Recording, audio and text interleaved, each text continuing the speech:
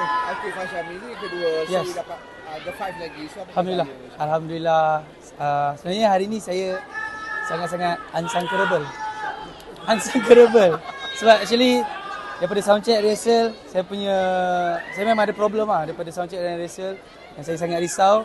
Tapi alhamdulillah malam ni saya deliver yang the best yang saya boleh. Dan alhamdulillah dapat pula komen yang bagus daripada Aina.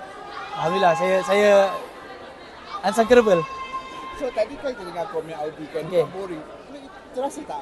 Saya faham sangat apa yang dia cakap tu. Sebenarnya saya faham sangat apa yang dia cakap sebab memang rock is saya punya barang lah.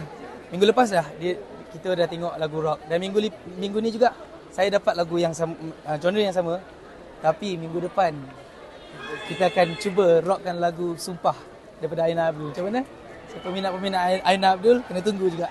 Okey, sebenarnya 2 minggu kan tengok persaingan you dengan yang rakan-rakan yang lain. So, actually orang cakap Fasha dia makanan dia dah biasa. You pun dah masuk banyak few pertandingan sebelum ni. So, apa pandangan komen you kata tu?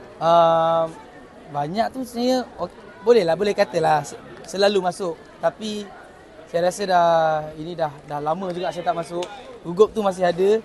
Nak dapatkan rentak balik dalam game ni sebenarnya susah agak sebab cabaran dia yang ada semua bagus-bagus. Sangat-sangat bagus. So saya have to think of something yang lain daripada yang lain lah.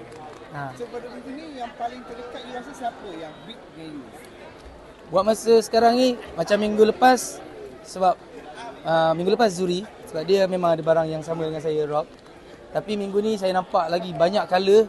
So saya rasa Haris sebab dia memang mempunyai range yang tinggi, yang besar. So dia lah antara yang closest lah. Tapi saya rapat dengan dia sebab kita pun pernah sama-sama dulu satu pertandingan dulu. So Abralis cakap dengan fans dia apa cakap fans yang ni. Okey, kepada penyokong-penyokong Pasha, peminat-peminat Pasha, thank you so much kerana doa kalian dan juga sokongan kalian. Dan saya harap anda teruskan menyokong Pasha dan doalah untuk Pasha yang baik-baik dan tolonglah undi untuk Pasha untuk mana tahu minggu depan kita dapat Gempak Award insya-Allah 20%. 20%. 25.